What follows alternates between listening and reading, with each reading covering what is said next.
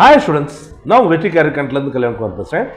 So நம்ம சேனலில் Tamil Nadu engineering counselling கலந்து கொள்ளக்கூடிய மாணவர்களுக்கு நிறைய பயனுள்ள தகவல் கொடுத்துருக்கோம். ஸோ அந்த வகையில் இந்த வீடியோவில் நம்ம என்ன பார்க்க போகிறோம்னா, இந்த வீடியோ மட்டும் இல்லை, இந்த வீடியோட சீரீஸில் என்ன பார்க்க போகிறோம் அப்படின்னா, போன வருடம் அதாவது டிஎன்இஏ 2024 ரவுண்ட் 1ல் அதிகமான மாணவர்களால் ப்ரிஃபர் பண்ணப்பட்ட கல்லூரிகளோட ஆர்டரோடு பார்க்க போகிறோம். அது போக அந்தந்த கல்லூரியுடைய முழு தகவல்களையும் நம்ம ஷேர் பண்ண போகிறோம். சரிங்களா? ஸோ இதில் அதிக மாணவர்கள் நான் சொல்கிறது நம்பர் ஆஃப் சீட்ஸ் அடிப்படையில் இல்லை, பெர்சன்டேஜ் ஆஃப் சீட்ஸ் ஃபில்டு அடிப்படையில் நம்ம பார்க்க போகிறோம். ஸோ அந்த வகையில் ரேங்க் 1 அதாவது அதிக பர்சன்டேஜ் மாணவர்களால் ஃபில்அப் பண்ணப்பட்ட கல்லூரி சிக்ரி, அதை பற்றின முழு தகவல்கள், அதாவது cut off, fees structure, seat filled, number of seats எல்லாத்தையுமே நம்ம இந்த வீடியோவில் தெளிவாக பார்க்க போகிறோம். சரியா? ஸோ டைம் வேஸ்ட் பண்ணாமல் நேரடி வீடியோக்குள்ளே போயிடலாம். ஸோ ஃபஸ்ட்டு இந்த கல்லூரியுடைய முழு பெயர் என்ன அப்படின்னு பார்த்தீங்கன்னா, சென்ட்ரல் எலக்ட்ரோகெமிக்கல் ரிசர்ச் இன்ஸ்டியூட். இதோடைய சுருக்கம் தான் சிக்ரி. இதோடைய கவுன்சிலிங் கோட் பார்த்தீங்கன்னா 5012. தயவுசெய்து கவுன்சிலிங் கோடை நோட் பண்ணி வச்சுக்கோங்க ஃப்ரெண்ட்ஸ், 5012. இங்கே எவ்வளோ சீட்ஸ் ஃபில்லப் ஆகுது அப்படின்னு கேட்டிங்கன்னா, மொத்தம் இருந்த 28 சீட்ஸில் வந்து 27 சீட்ஸ் வந்து ஃபில்லப் ஆயிருக்கு. ஆக்சுவலாக இந்த கல்லூரியில் 28 சீட்ஸ் தான் அப்படின்னு கேட்டிங்கன்னா, மொத்தம் 40 சீட்ஸ் இருக்குது. ஒரே ஒரு யூஜி கோர்ஸ் மட்டும் தான் இருக்குது. சரியா?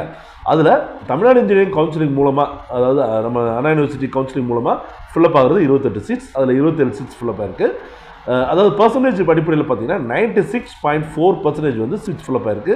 அதனால தான் இதை ஃபஸ்ட் ரேங்க்கில் பார்க்குறோம். சரியா? ஸோ இந்த கல்லூரியோட பேசிக் டீட்டெயில்ஸ் என்னென்ன பார்க்கணுன்னா, இது ஒரு 1948 ஆரம்பிக்கப்பட்ட ஒரு கல்லூரின்னு சொல்லலாம். ஸோ இது வந்து லொக்கேஷன் எங்கே இருக்குது அப்படின்னு கேட்டிங்கன்னா, காரைக்குடியில் தான் இருக்குது. ஸோ தமிழ்நாடு இந்தியாவில். இதோட அஃபிலியேஷன் என்னதான் அண்ணா யூனிவர்சிட்டி கவுன்சிலிங்கில் வந்தால் கூட இது அண்ணா யூனிவர்சிட்டிக்கு அஃபிலியேட்டடாக வராது. அதற்கு பதிலாக சிஎஸ்ஆருக்கு கீழே தான் ஒர்க் ஆகுது. ஸோ சிக்ரி காலேஜை பற்றி நிறைய மாணவர்களுக்கு தெரியாதனால அதோட ஃபோக்கஸ் ஏரியாஸ் மட்டும் நான் சொல்லுறேன். எலக்ட்ரோகெமிக்கல் மெட்டீரியல்ஸ் அண்ட் ப்ராசஸ், அதே மாதிரி corrosion science and engineering, batteries and fuel cells, electrochemical sensors, electroplating and surface finishing. இந்த ஃபீல்டில் தான் வந்து பார்த்திங்கன்னா இங்கே இருக்கக்கூடிய படிப்பானது வந்து அதிக கவனம் செலுத்துது. ஸோ இது ரொம்ப மிக முக்கியமான படிப்பு. சொல்லப்போனால் ஃப்யூச்சரில் வந்து என்ன சொல்கிறாங்க அப்படின்னு கேட்டிங்கன்னா, எலக்ட்ரிக் கார்ஸ் அல்லது ஹைப்ரிட் கார்ஸ் தான் வந்து ஃப்யூச்சரில் வருன்றாங்க. ஸோ கம்ப்ளீட் ஆட்டோமேட்டிவ் சிஸ்டமே வந்து பார்த்திங்கன்னா ஹைப்ரிட் சிஸ்டமாக தான் இருக்கும். ஸோ எல்லா கார்ஸ், பஸ்ஸஸ், லாரிஸ் எல்லாத்துலேயுமே பேட்டரிஸ் இருக்கும். நீங்கள் கேட்கலாம், என்ன லாரிஸ் இல்லாமல் அப்படின்னு.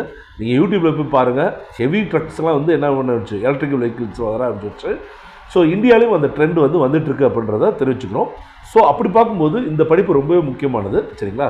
ஸோ சிஎஸ்ஆர் அப்படின்னு சொன்னேன் இல்லையா, அண்ணா யூனிவர்சிட்டி நமக்கு தெரியும். சிஎஸ்ஆர்னா என்ன அப்படின்னு கேட்டிங்கன்னா, council of scientific and industrial research.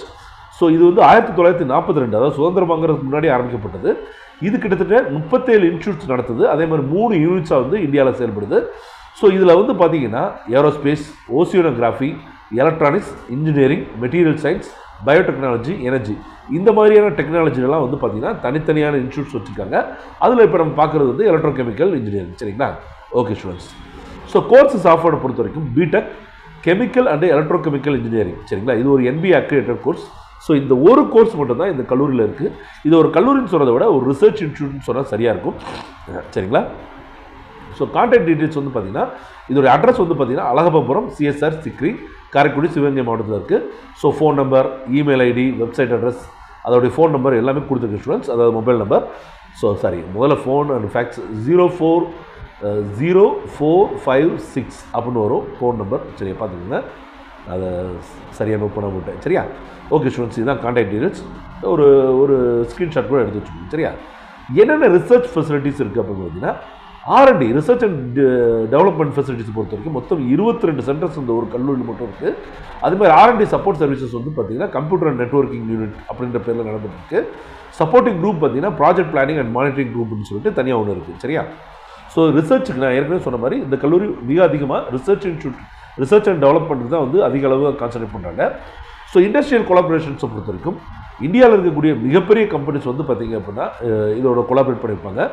So நான் ஒரு நண்பர்கிட்ட பேசிகிட்டு இருக்கும்போது, அவர் ஆக்சுவலாக யூஎஸில் ஒர்க் பண்ணிட்டு இருக்காரு. அவர் ஒரு சாஃப்ட்வேர் கம்பெனி கிடையாது, அவர் ஒரு மெட்ரலஜி டிபார்ட்மெண்ட்டில் ஒரு இன்ஜினியர்.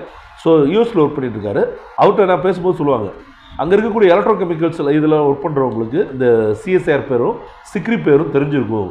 சிக்ரி சவுத் இந்தியாவில் எங்கேயோ இருக்குது அப்படின்றது தெரிஞ்சிருக்கும்னு சொல்கிறாங்க. அந்தளவுக்கு வந்து பார்த்திங்கன்னா சிக்ரி வந்து எலக்ட்ரோகெமிக்கல் இன்ஜினியரிங்கில் வந்து ரொம்ப ஒரு நல்ல இன்ஸ்டியூட்னு சொல்கிறாங்க. ஸோ இது என்னென்ன இண்டஸ்ட்ரீஸோட கொலாபரேஷன்ஸ் வச்சுருக்குன்றதை பார்த்தலாம். ஆட்டோமேட்டிவ் பொறுத்த வரைக்கும் Tata Motors, Mahindra and Mahindra, Maruti Suzuki, எலக்ட்ரானிக்ஸை பொறுத்த வரைக்கும் Bharat Electronics Limited BEL, HCL Technologies and விப்ரோவோட கொலாபரேஷன் இருக்குது.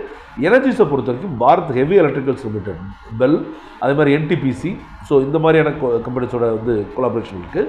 மெட்டாலஜியை பொறுத்த வரைக்கும் steel authority of India SAIL, in Tata steels and Jindal steel, power, இந்த மாதிரி கம்பெனிஸோட கொலாபரேஷன் வச்சுருக்காங்க.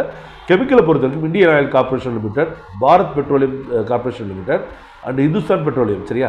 ஸோ நம்மளோட மேஜர் பெட்ரோலியம் கம்பெனிஸ்ட்டு ஃபுல்லாக கொலாபரேஷன் இருக்காங்க. சரியா? டாப் ரெக்ரூட்டர்ஸ் யார் அப்படின்னு பார்த்தீங்கன்னா, ஸோ இந்த கல்லூரியை பற்றி நான் ஒரு விஷயம் சொல்லுறேன்.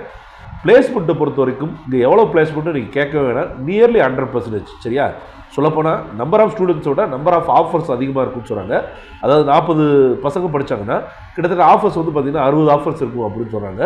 ஸோ கிட்டத்தட்ட 100% வந்து பிளேஸ்மெண்ட்டை கொடுத்துட்ருக்காங்க.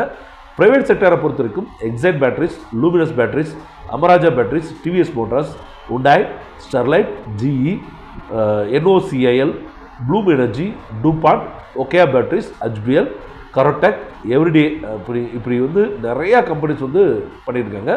இது போக கோஆர்டினேஷன் டெக்னாலஜி சொல்யூஷன்ஸ் வந்து சாஃப்ட்வேர் செக்டரில் கூட எடுக்கிறாங்க அப்படின்னு சொல்கிறாங்க. கவர்மெண்ட் செக்டரை பொறுத்த வரைக்கும் ISRO, DRDO, BRC, IGCR and IOCL இதிலலாம் வந்து எடுத்துகிட்டு இருக்காங்க. சரியா? நான் ஏற்கனவே சொன்ன மாதிரி பிளேஸ்மெண்ட் வந்து கிட்டத்தட்ட 100%. சரியா? கட் ஆஃப் பாயிண்ட்ஸை பொறுத்த வரைக்கும் இது கண்டிப்பாக கட் ஆஃப் அதிகமாக தான் இருக்கும். So lowest cut off for OC வந்து 194, ஹையஸ்ட் வந்து 198.5. BCயை பொறுத்த வரைக்கும் லோயஸ்ட் 193, ஹையஸ்ட் 194. BCயை பொறுத்த வரைக்கும் லோயஸ்ட் அண்ட் ஹையஸ்ட் ரெண்டுமே 190. MBC பொறுத்த வரைக்கும் லோயஸ்ட் வந்து 187, ஹையஸ்ட் வந்து 193. SC ஸ்டூடெண்ட்ஸை பொறுத்த வரைக்கும் லோயஸ்ட் வந்து 179, ஹையஸ்ட் வந்து 190.5. ST ஸ்டூடெண்ட்ஸை பொறுத்த வரைக்கும் ரெண்டுமே ஒன்று தான், 162 கிடச்சிருக்கு. சரியா? ஸோ ST ஸ்டூடெண்ட்ஸ்க்குலாம் பார்த்தீங்கன்னா 160 தான் கட் ஆஃப். ரைட்டா? ஃபீஸ் ஸ்ட்ரக்சரை பொறுத்த வரைக்கும் ஸ்டூடெண்ட்ஸ் ஒன் டைம் பேமெண்ட் வந்து பார்த்தீங்கன்னா கிட்டத்தட்ட 8150 ரூபா நீங்கள் பே பண்ணுற மாதிரி இருக்கும். அதேமாதிரி வருஷத்துக்கு ஒரு தடவை வந்து பார்த்தீங்கன்னா கிட்டத்தட்ட 62,150 ரூபா நீங்கள் பே பண்ணுற மாதிரி இருக்கும். சரியா? ஸோ ஃபஸ்ட் இயரில் ஒன் டைம் மட்டும் 8000 ரூபா பே பண்ணுவீங்க. ஒவ்வொரு வருஷம் பார்த்தீங்கன்னா 62,000 ரூபா வரைக்கும் பே பண்ணுவீங்க. சரியா? ஹாஸ்டல்ஸ் ஃபீஸை பொறுத்த வரைக்கும் கிட்டத்தட்ட 10 lakhs வரைக்கும், 10,000 வரைக்கும் இருக்குது. சரியா ஸ்டூடெண்ட்ஸ்? ஸோ மற்ற டீட்டெயில்ஸ் ஏதாவது வேணும் அப்படின்னா தாராளமாக கமெண்ட் பாக்ஸில் கமெண்ட் பண்ணுங்கள். அடுத்த வீடியோவில் சிக்கன் சந்திப்போம். நன்றி வணக்கம். நம்ம சேனலில் யூஸ்ஃபுல்லாக இருந்துச்சுன்னா கண்டிப்பாக சப்ஸ்கிரைப் பண்ணுங்கள். சரியா? அடுத்த வீடியோவில் சிக்கன் சந்திப்போம். நன்றி வணக்கம். பாய்.